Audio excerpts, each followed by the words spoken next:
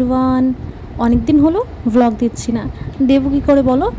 আমার ছোট ছেলেটা এত দুরন্ত হয়েছে, ওকে নিয়ে নিয়েই টাইম পার হয়ে যাচ্ছে। তো যাই হোক, এটা কালকের কিছু ক্লিপ আমি আজকে দিচ্ছি। কালকে গিয়েছিলাম একটু মার্কেটে। প্রথমে আমার মার বাড়িতে চলে গিয়েছিলাম, ওখানে আমার দুই ছানাকে রেখে তারপর দুই মা মিলে আর আমি মিলে মার্কেট গিয়েছিলাম।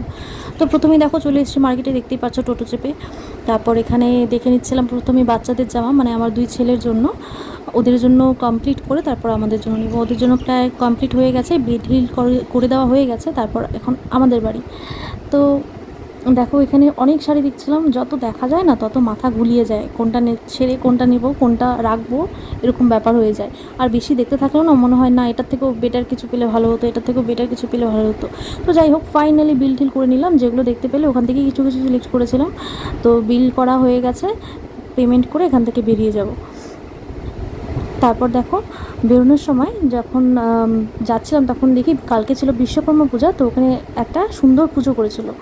তো এর জন্য আমি একটু ক্লিপটা তুলে নিলাম। তারপর যাব আবার বাড়িতে, দুই ছানাপোনাকে আবার তুলবো, ওখান থেকে তুলে আবার বাড়ি রিটার্ন করব।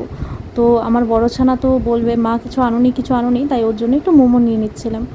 মানে কিছু না নিলে ভীষণ মানে বলবে কেন আনোনি, কিচ্ছুই আনোনি। এবার যাই হোক, একটু ফাস্টফুড নিয়ে গেলাম। সবসময় তো দিই না, মাঝে মাঝে একটু খায়, না নিলেও মানে খুব বিরক্ত করবে।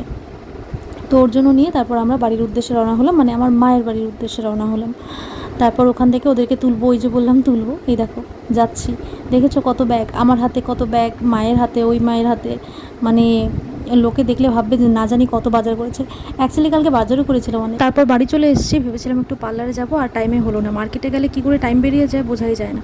তো ঠিক আছে, আজকের ব্লগ এতটুকুই, দেখতে থাকো, বাই বাই।